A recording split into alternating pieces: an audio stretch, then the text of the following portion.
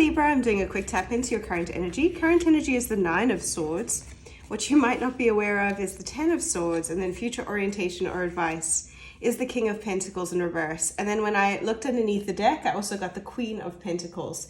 So at the moment, the focus is very much on being aware of how you navigate and spend your money and how you navigate your finances, and really grounding in that space. There's just this focus on your sense of foundational stability when it comes to your wealth. So that's something we'll talk about.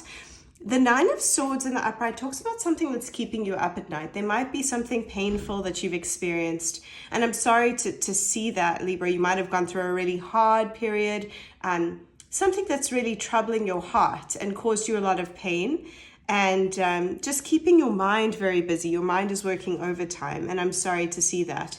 In what you might not be aware of, the Ten of Swords means that there is a cycle that's coming to a close. Often this is a relationship or a situation that's, caused us a lot of pain, heartache, and just a lot of overthinking. When we reach the Ten of Swords, we're coming to the end of that cycle. So whatever that may mean, maybe a relationship has come to an end that you're releasing, or a work situation has come to an end. You really overthought it, and it's just been such a hard time for you, and it's, it needs to come to an end. But this is telling you, okay, it's time for the situation, whatever it is that's causing you so much grief, to come to an end so that you can recenter your sense of stability. Because Libra, you're an air sign, so your suit is swords, and you want to keep your mind space really clear.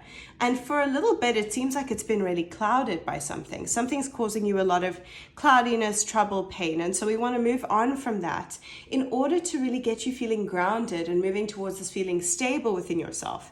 And so this reading is calling you toward your pentacles, towards your sense of groundedness within yourself. How do you give yourself a sense of groundedness in your world? The King of Pentacles is really foundationally stable, kind of like this king sitting on the throne and really proud of everything that he's built. He knows his kingdom. He understands how to have the sense of groundedness and how he rules his kingdom. It doesn't have to be he or she or any specific orientation, but it is the sense of groundedness and connected to wealth, connected to building a life that feels grounded, stable, and aligned. And it's saying right now you might not feel as grounded, but let's focus in on the things that help you feel grounded, whether that be small things like being very on top of how you spend your money, how you spend your time, how you balance your work and your life, what kind of relationships you're nurturing, which kind of relationships are best for you. And starting to really do an inventory of that and re-ground yourself. Focus on the things that really help you feel grounded, away from this troubled time into much better waters.